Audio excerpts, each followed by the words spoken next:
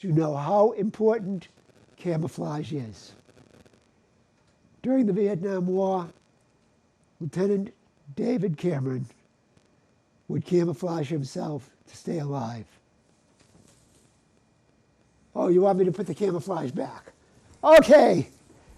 This is Dave Cameron with his tin pot from Vietnam. And we're going to continue where we left off about Vietnam. In the last show, he did a lot of technical intelligence. And his intelligence is technical. But if you look here, why do you have Quaker oats? Well, it doesn't have anything to do with camouflage, but it has to do with enemy ordnance. Well, we were just segueing loosely, so go ahead. Okay. Well, I was going to talk about ordnance, our ordnance. I was in Techtel enemy ordnance. Yep. So when I arrived in '68, the Russians basically were bringing down more ordnance down the Ho Chi Minh Trail. The Ho Chi Minh Trail was being paved. It started out as just a footpath in the 50s. So by '68, it was getting very, very sophisticated. Underground, revetted, concrete reinforced areas for the trucks, for the B-52 strikes. So in any event, so I got attached to this unit because of basically recoilless rifles, RPG-7s, and Soviet 140 millimeter rockets, 122 millimeter fin-stabilized rockets. So I wanted to let everybody... Were they landing a little too close for comfort? No, they were rocketing our air bases. Yep. Seriously, our air bases. Yep. And also the RPGs, they were taking out our tanks with them and armored personnel carriers. So I was basically an advisor to our allies in South Vietnam. So I had to go out and brief them on what was going on with enemy ordnance. And plus the unit I worked for, CMEC, was Combined Material Exploitation Center, was a product of MACV, Military Assistance Command, and was kind of semi-covert agency. And so I worked with them and in kind of a covert capacity. So I'll show you my uniform up there. I was intel, but also I was also infantry from Fort Benning. So all my brass, I had to basically paint it black. And I had to wear infantry, which I was out of Fort Benning. I was a year infantry training. So in any event, it's kind of complicated. Today they might use the term black ops. We didn't use that term back then, but we used the term covert. But I wanted to basically show the general public out there what the rockets might have been like. I can't get my hands on a 122 millimeter rocket. They're 6 feet tall and they weigh almost 200 pounds. But it screws apart. The Russians were phenomenal machinists. I don't think we give them enough credit for the arms. AK-47, pretty extraordinary weapon. And it was based on basically a World War II German assault rifle with stamped metal, cheap to make, but very efficient weapon. But the 122 millimeter rocket was, as I mentioned, 6 feet tall, and it was about the diameter of a Quaker oat box. So I thought I thought there was a picture of Ho Chi Minh, but I guess no. No. It could be. You have a Sharpie? But in any event, so I found this in my cupboard at home. So I thought I'd bring this in just to show the general public. This is about the diameter of a 122 millimeter rocket. And then there was a 140 millimeter rocket, and then we had another rocket, I think it was 105 or 108 millimeter, and it was made in China. It was a Chi-Com. And they were landing all around. Yeah, they were blowing the hell out of our air bases with them. And they generally were tube fired off the back of trucks, so I think there would have been 16 of these. We've all seen those World War II movies where they would fire all these rockets. Stalin organs with the World War, they called them Stalin organs. Yeah, so they were taking them apart, and they were making a canvas, kind of a poncho thing they could wear, and they would basically take the rockets apart and bring them down the Ho Chi Minh Trail, originally by foot, but by the time I got over there, there were convoys of trucks coming down. And the B-52s were trying to annihilate them, and we never were really too successful at that.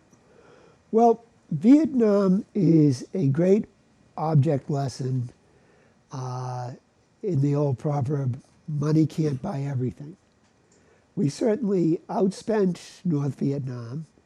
The amount of aid that we gave to South Vietnam compared to what Russia and to a smaller extent China provided the North, it was orders of magnitude in difference.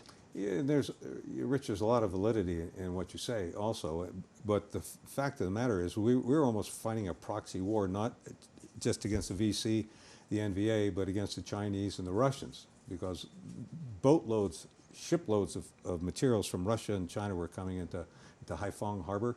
Right. And that made its way down the Ho Chi Minh Trail, and it was distributed, and then we had, and the complexity of the gear that came in increased on our side and as well on the communist side, the VC side and the NVA side.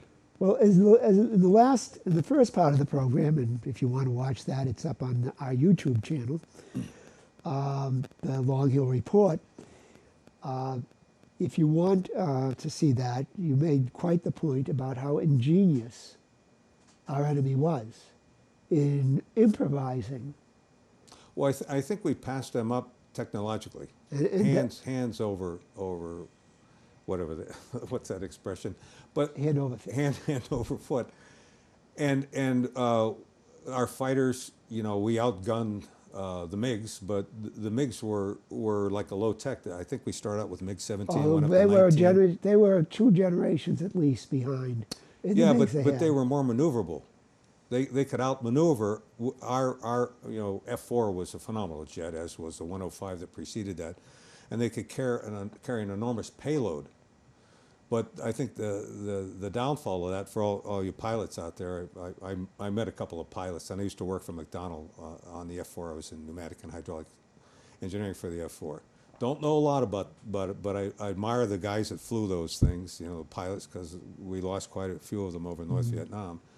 But the payload on them was phenomenal, and they were phenomenally fast. They could outrun the 105 and the 4s, and I forget what the other fighters were. They could outrun, but the 17s were superseded by the 19s, and I think by the time the war was over, they were MiG-21s. So that technology improved, but we were it was about might, I think, with us. I mean, nobody in the world, I don't think, made a bomber like the B-52. No, and the B-52 is still in service. Is it? Yes. And we dropped just millions of tons of ordnance. I think we dropped more ordnance on the Ho Chi Minh Trail than the whole Second World War, both theaters. That is unbelievable, but true. Yeah, I think I remember reading that. Take one halt for a second. We didn't, because we were intent on the camouflage, we didn't introduce. Welcome to the Long Hill Report. I'm Richard Morco, book reviewer and columnist for the Sturbridge Times Town and Country Living magazine, and this is the monthly show, and we have Dave Cameron. Dave Cameron speaking about his experience in the Vietnam War and what it meant geopolitically and what it still kind of means geopolitically. And before I go any further, I'd just like to shout out to all the guys in all the wars, especially the most recent wars, Afghanistan, the guys that recently coming back from Syria, the guys in Iraq, especially the guys that are on the front line, the grunts. I was sort of a grunt at one time. And just a shout out to all you guys, all your friends and family, all the guys that made the ultimate sacrifice and everything that all those families went through. Well, you made an extraordinary... To make kind of a point with that. Excuse me? To make kind of a point with that. We lost, what was it, 50,000 men in Vietnam? 59. 59,000 men. Yeah. And then it ended, and I'm thinking, I'd been out of the Army when the helicopters lifted the people off the embassy in Saigon. And then we were gone, and it didn't make a difference. It didn't make a difference. So, if we left the current wars, would it make a difference? But we'll get to that when you tell us a little more about Vietnam and why did the Vietnamese, do you think, why did the North win? Why did, North win against us and all our money? Well, They had been fighting a war beginning, I think the French invaded Haiphong. They shelled Haiphong Harbor, I think, 3 or 4 years before the start of our American Civil War. Yeah. So the French were a dominant colonial empire back then. They were real extraordinarily powerful, extraordinarily wealthy. A lot of the other European countries were making inroads into Asia, and France did not want to be left behind. So they went over there and basically they used their power and their influence and their money to exploit all the people and all the resources in Vietnam. And back then, it wasn't just Vietnam, it was Indochina, which included Laos, Cambodia, North Vietnam, and South Vietnam. So it was a big piece of property back then. There were huge, huge natural resources that could be exploited. So they had been fighting them as a colonial superpower since the 1850s. I'm sorry. The French, being cute, tried to work through the emperor. Through the whom? The emperor. The Vietnamese Vietnam had an emperor. Yeah, you're correct. And that worked didn't work completely, but it worked for a while. I mean, it was a divide and conquer is always what empires do.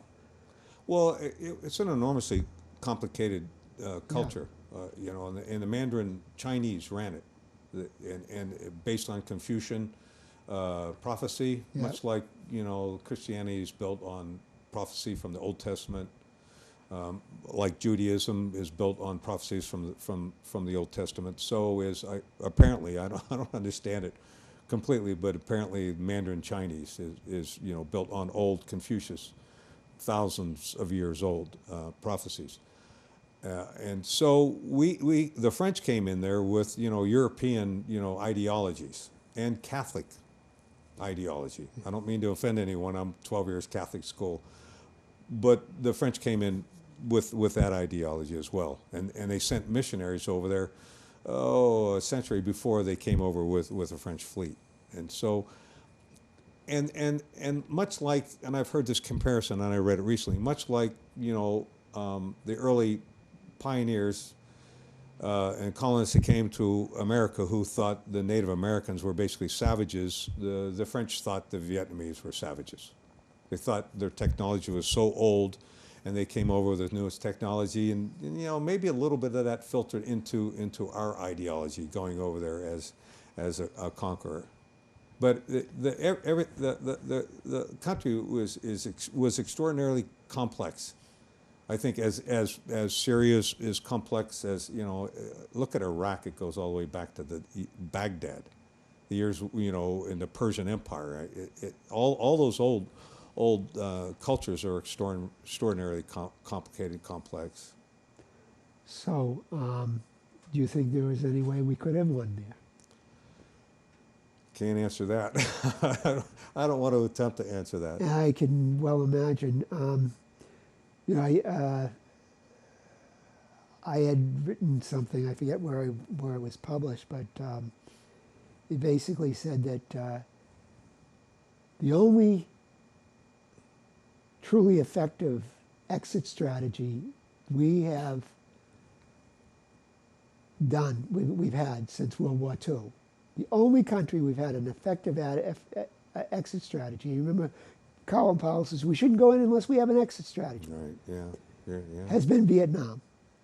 Vietnam is the only one we successfully left. Good point.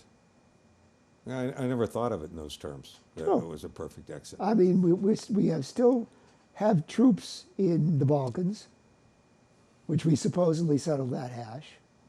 Why are we still in NATO? Because the Soviet Union did self-destruct. Yeah.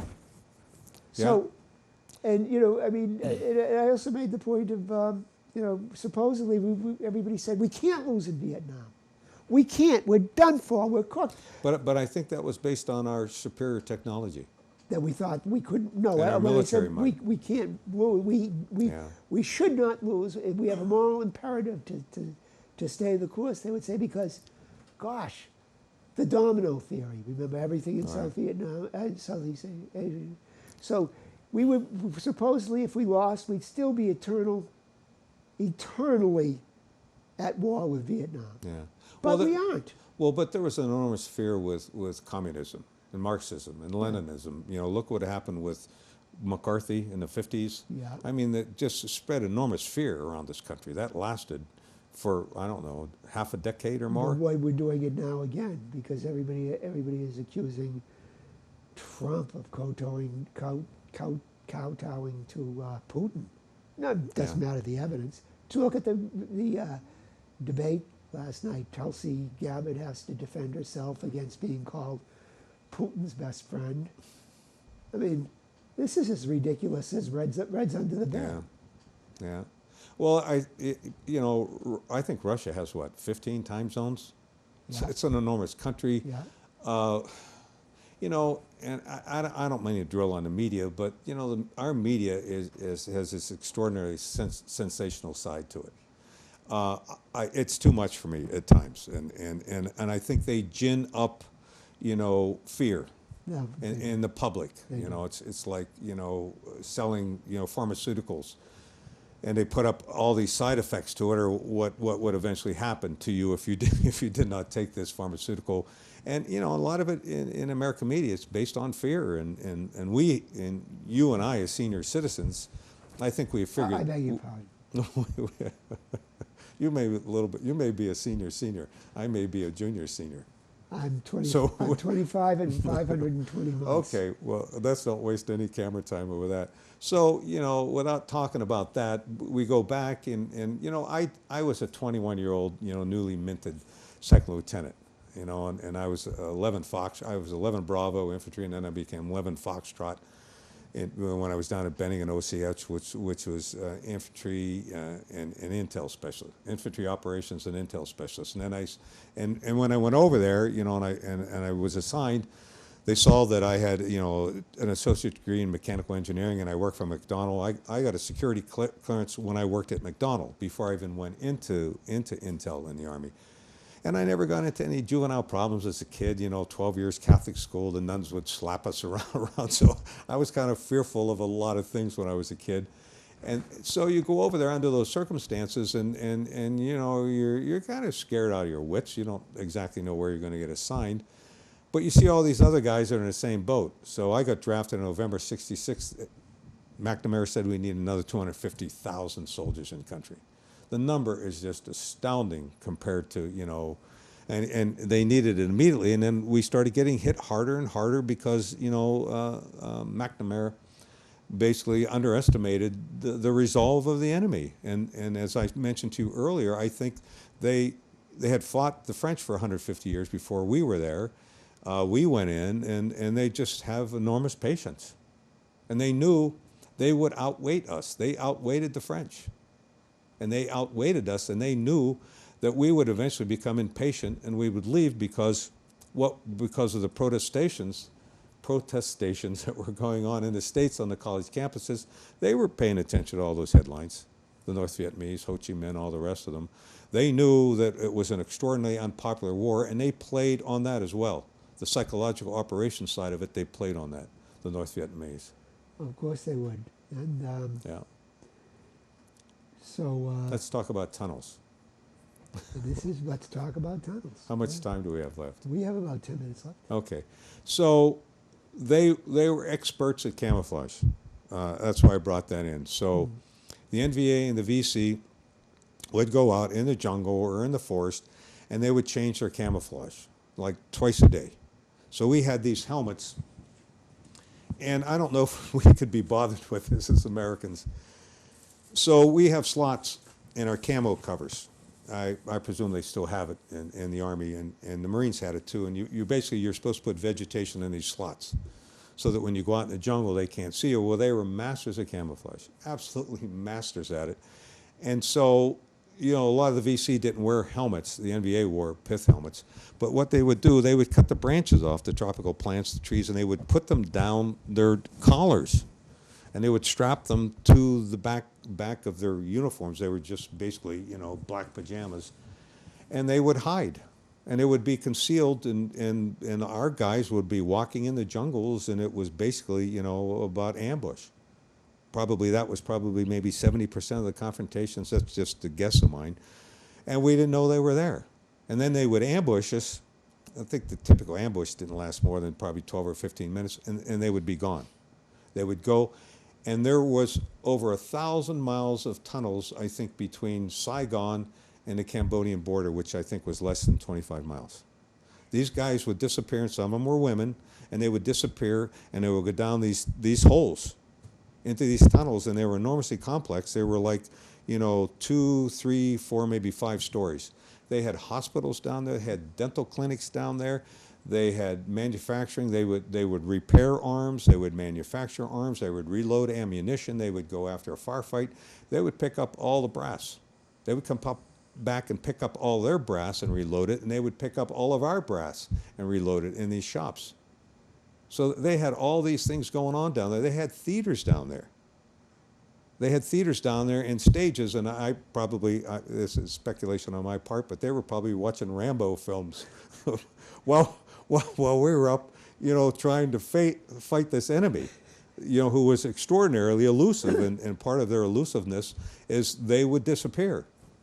And unless it was a big North Vietnamese division or a regiment, you know, which had, you know, armored vehicles with them and heavy guns and howitzers and AAA and all the rest of that, you know, you can't hide that stuff and you can't run away with it. So, you know, that was kind of the guerrilla war side of it. They would disappear, and there was no front line. So their fluidity That's a good word. was far superior to us. Right. Well, like, you know, we were adapting all the time, but they seemed like they were more adaptable because they were from there. Exactly. Their parents were born there, their aunts and their uncles and their grandparents, they had lived there in the same place, maybe in the same village for half a century, 2 centuries. We don't know. Somebody probably knows by now. Well, there's a rather interesting book that I read called Phantom Soldier. And it's by an American, I believe his name is Poole. He had been in the Army and studied, you know, special operation, well, guerrilla warfare. And he's studied it from the point of view of the Asians. And he basically made the point, they knew they were behind us in technology. So how do you adapt to an enemy that has all the bells and whistles and you don't? And basically, they figure out the weakness. They studied us. They study us. They did. We don't Yeah. study them as much. You were studying them. Well, I didn't know all this when I was a 21-year-old lieutenant. But I know you- it now because But I've you read were a studying. dozen, That I've was read your a dozen That was books. your assignment. Yeah, it was. You That was were part of my studying them, assignment. but Yeah. they had to study them. Now we have seen an analogous situation in the Middle East. When was the first time you heard the term IED? Well, we used booby trap in Vietnam. We use booby Yeah, trap, but IED, Right. what does that mean? Improvised explosive device. Yeah, that's- Extremely simple Yeah, you're idea and of salvaging Yeah. our artillery that did duds. and Yeah, there's things a like lot of that. similarities. Well, they were salvaging, you know, as I mentioned, we dropped so much ordnance. Yeah. You know, fighter jets and bombers as well. And during the monsoon, everything is muck, especially down in 4 Corps. As you go up to 3 Corps, it wasn't as wet, but, you know, monsoons were a formidable force. They were for me. I'd never been through one. So when they would drop bombs, 52s, and they went in the muck, you know, the detonators wouldn't work. And, you know, and they don't always go down nose first, and they Right. would flip over and everything. So they just cracked open the casing, and they're full of TNT. Hundreds of pounds of TNT, and that's Yeah. what they made the booby traps. And then we got memos, you know, don't throw your sea ration cans. They made booby traps out of our sea ration cans. They did. And then they had this other thing called a toe popper. Did I talk about it in the last episode? So they'd take pieces of bamboo. So, you know, the M16 misfired a lot when you got leaves and junk in it, so it had to keep it enormously Gee, clean. they didn't periodically clean their rifles? our Oh, we boys? did they recommended we clean them 3 times a day. Yeah, the people that manufacture them.